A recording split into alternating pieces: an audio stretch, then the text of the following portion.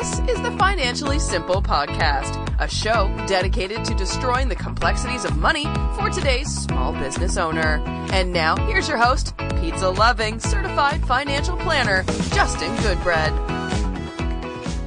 Welcome to Financially Simple. This is a finance show for small business owners, and we deal with money, how it works in our business and personal lives, and how we can build wealth to be financially independent. I'm your host, Justin Goodbread, and today we're dealing with a topic, and it's a difficult topic. I'm going to explain, but today's topic is titled, Understanding Time Value of Money, and why it is the key. This is the key to high-value companies. So to illustrate the concept, I want to tell you a little story.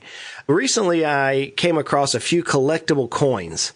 You've all heard of them. They're dollars or they're coins, and these were actually pennies and quarters and nickels and things. And what I did is I grabbed this little bag of coins that I was given, and I sat on the bed with my little boys. I have a 10-year-old and a 6-year-old little boy, and we're sitting on my king-size bed, and we're looking through the coins, and all of a sudden, I picked up one of the pennies. And I said, guys, this penny is worth about $1. And my 10-year-old sitting beside me on the bed looked at me and was like, Dad, how can a penny be worth $1? Now, most of us in school, and which is where they're at in grade school right now, we learned that a penny is worth 1 cent and a nickel's worth 5, dime is worth 10. Most of us did that way. Sometimes I wonder if people actually learn that, but my children have learned this nonetheless. And in his 10-year-old mind, I could see his head looking, going, Dad, I don't understand how a penny is worth $1. So I began to explain the specifics of the coin. I said, this one's particularly rare. This one has a mint defect on it. I began to explain it to him. He's like, oh, so because it's different, it's worth more. And he's like, yeah, I got that. Then I got just real quick into the topic of time value of money. And he glazed over. He's like, dude, you lost me. I don't know if your kids talk to you like that, but mine do. They're like, Dad, seriously, you lost me here. My goal today is not to lose you on this conversation of time value money. That's not the goal. But my goal today is to try and explain why this is one of the fundamental bedrocks in the area of finance for us business owners. And the reason why I say try is because this is an extremely difficult topic. The concept is relatively simple, at least to me, but the application of the concept can be a little bit more tedious or frustrating to people. So we're going to try to explain it to you what time value of money is. So what is time value of money? The simplest definition I can provide, and I've read tons of different definitions and they're all too over my head. So this is the simplest definition that I can come up with. And it's this: time value of money is the concept, no more, it's just a concept, that the value of $1 to be received in the future is less than the value of $1 today. I can put it this way: $1 in your pocket today is worth more than the $1 in the future. And now there's several reasons for that. But before I get into the different reasons, let me just explain it to you this way. I can remember as a kid that I pushed a little push mower down to the gas station with my dad. I was about 4 or 5 years old. It may have been like 6 or 7, but I was little nonetheless, because I remember when we moved houses and everything, I was about 12. So I may have been like 8 years old. We pushed a mower down to the gas station and we filled the little lawnmower up with gas. We lived only about a block away, and instead of using a gas can, Dad and I would walk down with a push mower. And I can remember that gas costs 47 cents a gallon. I can specifically remember that number. Well, obviously, gas is more expensive today. That's due to inflation. But time value of money comes into that play as well. So time value of money is a component of the price change. So there's a couple of reasons why $1 in our pocket today is worth more than $1 in the future. So $1 back whenever I was 8 years old would buy a lot more gas than it will today. One reason that money received today is worth more than it is in the future is because we can invest it. We can invest it and generate more money. $1 can be invested to earn interest over time, and that interest, the amount of interest that it earns, is the time value of money. So there's a strategic CFO website that I like to read on, and they gave this example of time value of money, and I'll put this link in the show notes, and it says, if you invest $100, so that's our current present value, that's what it is today, for 1 year at a 5% interest rate. So the 5% interest rate is sometimes referred to as the discount rate or the interest rate. So we invest $100 of our value today at a 5% rate, at the end of the year, we would have $105. That's the future value. So according to this, the $100 today is worth $105 a year from today. So our time value of money on that particular example would be our $100 today. If it's not invested, if we didn't invest it at a 5% return 1 year and we left it in cash and didn't invest it, then our value that we would have lost would have been that $5 interest or that discount rate. So that's about as simple as example as I can get. We obviously know that we can buy more with the dollar today, more than likely than we can in a couple of years. My gas example gives that scenario. Another reason why the value of money is greater today than the future is if a person opts to receive a sum of money in the future rather than today. In other words, I have the choice to get money today, but I say, you know what, I'd rather receive that money sometime in the future. Then effectively what I'm doing is I am effectively lending my money. So let's say I had loaned somebody money and I loaned them on a 2-year loan, a 2-year note. And they came to me at a year into it, 12 months into the deal, and they said, hey, we're going to pay you all your money back now. And I was like, nah, I don't want it right now. I'd rather wait until a 2-year term. Basically, if they could pay my loan back in a year, and I said, no, just give me another year, then in fact, I'm actually still lending them money for that extra year. And well, in doing so, it's going to raise risk. It's going to raise default risk. What happens if that individual who could pay me back today, and I said, nah, I don't want it, I'm going to push it out into the future even further, that would actually create a default risk. So whenever I elect to receive money out in the future versus today, then I'm opening myself up for default risk. And as we mentioned with the gasoline scenario, we're going to deal with inflation. The risk of rising prices. You know, the same gallon of gasoline, well, not exactly, but for the most part, the same unleaded gasoline today that we buy today, for the most part, if you go with 100% gasoline, is the same unleaded gasoline, pretty much same exact standards that it was whenever I was 8 years old, some 30 plus years ago now. So what happens is that we run into an inflationary risk. Gas hasn't changed much. I know we have ethanol and E85 and all this other stuff, but for the most part, gas is gas. It hasn't changed too much. So why in the world did our cost of gasoline go from 47 cents to now $3.47, depending on where you're at in the country? Well, that's inflation. Inflation causes the price of goods and services to rise. You are listening to Financially Simple, destroying the complexities of money for today's small business owner. So if we understand time value of money is the dollar in our pocket today is worth more than the dollar in a year, 2 years, 3 years, 4 years because of inflation, because of the investment opportunity risk, why is it so important? Yeah, I understand that it's a dollar in our pockets more today, but why is it important to me as a business owner? And Justin, why in the world are you wasting my time with this particular series? Look, the reason why I'm dealing with this is because time value of money is the root. It is the very bottom, the very central. Without understanding time value of money, you can't come up with the financial applications you need. So, for example, time value of money is the root of all corporate finance strategy. Any strategies you do within your business, it's rooted in this concept of time value of money. When we deal with the value of our company, it is rooted. The very calculation is rooted in time value of money principles.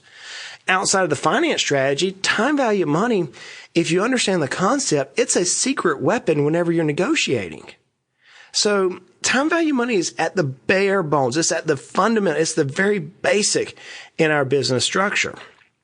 You know, but with time value money, some people call it TVM. With time value of money, there are many different types of returns that you can calculate. So I mentioned it's the root of the financial strategy. And you're like, well, how in the world? I've never utilized time value of money before, Justin. Why in the world do I need to know it now? Well, with time value of money, you can calculate so many things. So there are basically two major types of returns that you can calculate with this concept of time value money. And they're what's called accounting and financial returns. So you can do accounting returns and you can do financial returns. You can calculate what your return on investment or return on investment. So let's deal with these in detail. And then I'm going to wrap this one up as quick as possible so we can get off this crazy topic. So there are accounting measures that good accountants and good CFOs and good business owners can use that help them run their business. It's a good projecting scenario. You can make good decisions from various accounting measures. But the accounting measures are really good for understanding past performances. They're really good at planning profitability components. They're really good at seeing where are you wasting money, where are you profitable in your business. They're really good at understanding the impact of leverage. So when you borrow money on capital structures. So the accounting measures here are very good for that. And the basic calculation, the basic time value of calculation can be found in each of these scenarios. So here's a couple of them.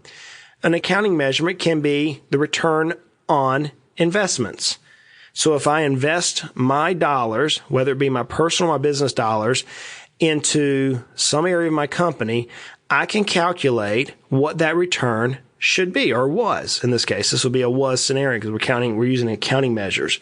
So I can calculate what my return on my money was.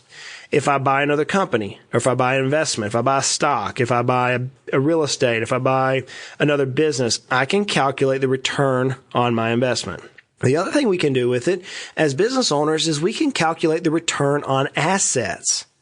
We can see how our assets are working within the organization. We can calculate those. We can calculate the return on invested capital, not just investments, but how much capital we invest. We can calculate that. We can calculate the return on equity.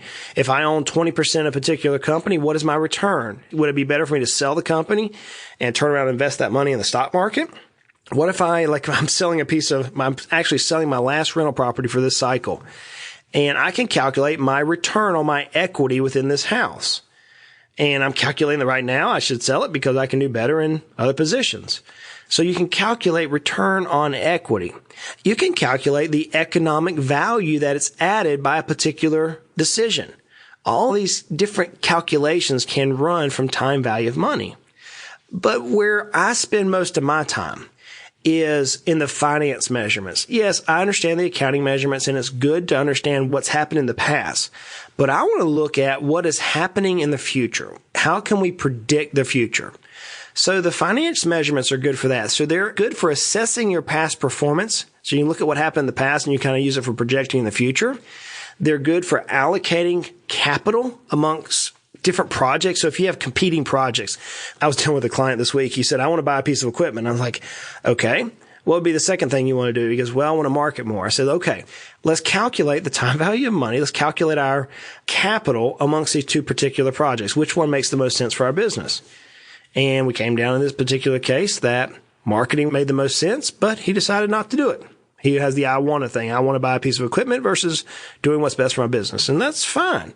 He's a business owner, but at least he has the knowledge. And so time value of money is what you would use as calculation. You can understand the short-term and long-term capital needs. So you may be going into a short-term crunch in your business. I had another client that's in a kind of cyclical business. It moves up and down with the economy. And he was going through about a 6-month cash shortage. And we come to find out that's just a short-term need. It's not a long-term capital need that he was dealing with. We didn't have to drastically change things. And in fact, in 3 weeks' time, he wiped out 6 months worth of bad time just within 3 weeks of the market slightly adjusting. But that's where time value money can be used again. You can be used for specific capital structures. You can deal with it with capitalization or discounting cash flows. You can understand both sides of the negotiating table. You could even structure investor and lender transactions. So with time value of money, you can decide on when do I bring in partners? When do I not? When do I borrow money? When do I not? How do I negotiate? Should I take this negotiating offer, or should I stand hard and fast on where I'm at right now with my particular decision? So time value of money is really good for all of these things. However, they all boil down to two major measurements in the financial measurements. They are, what is the internal rate of return and what's the net present value? And those are two calculations that the financial world also often uses. Perhaps you have a stock portfolio somewhere. I was just working on a quarterly performance report with our investment team and Heritage Investors, and inside the quarterly performance, we can calculate, which we do, both of these numbers. We can calculate the internal rate of return and the net present value for our clients. So time value of money is used for where you've been, but it also is used for where you're going. If you use the calculations, and they're plural, they're many for each of these different scenarios, You can help make wise decisions. Maybe you're like my client who said, Justin, should I buy this a piece of equipment? Or he actually said, Justin, I want to buy this piece of equipment. And I said, is that the best position? He goes, I don't know. That's why I'm talking to you. But at least you'll know that, hey, you know what? If I use these dollars for marketing, my return would be better. My time value of money, I can calculate the scenario. And now I can look at making a decision in the light of day. So as you can see, time value of money has multiple different helpful things. And it's a relatively simple concept. But here's the thing. As a business owner, you really don't have to know.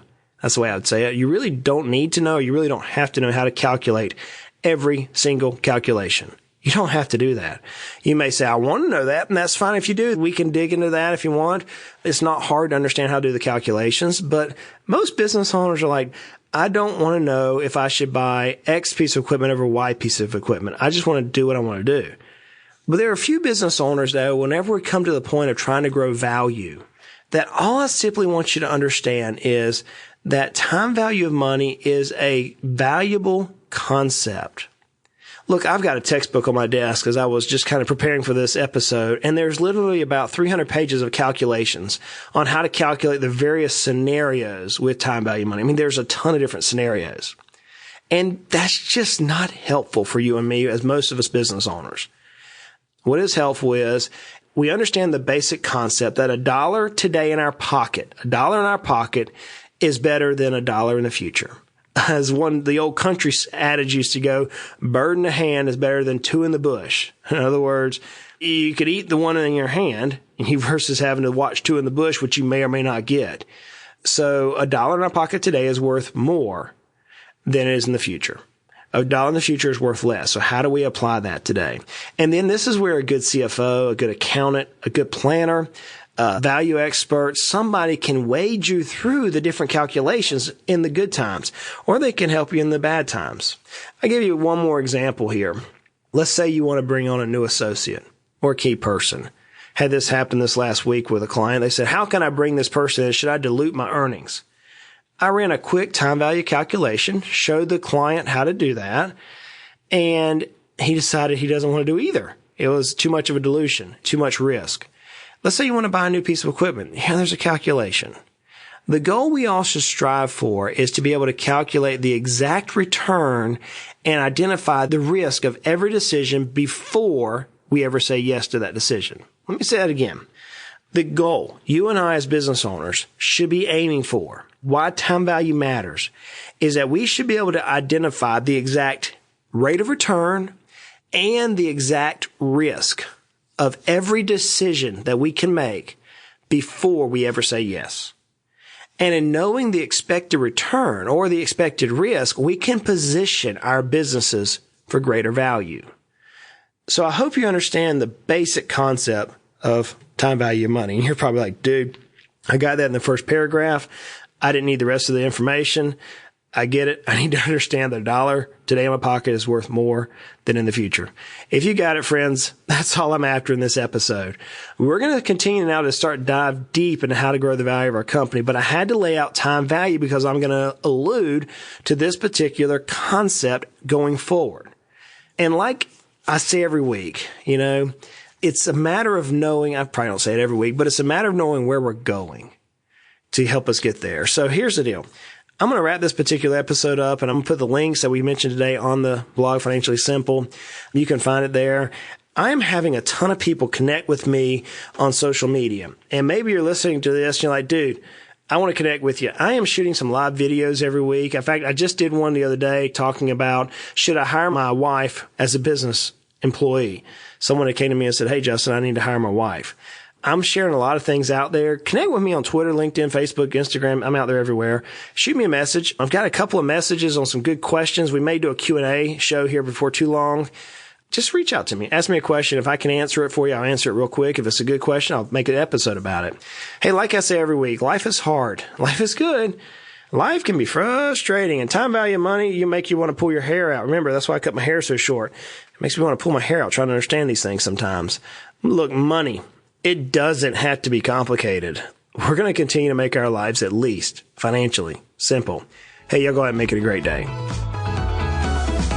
You have been listening to the Financially Simple Podcast. The information in this show is for informational purposes only. This show is not investment advice. Instead, seek help from a competent financial advisor. Justin Goodbread, CFP, is an investment advisor representative of Heritage Investors, a registered investment advisor.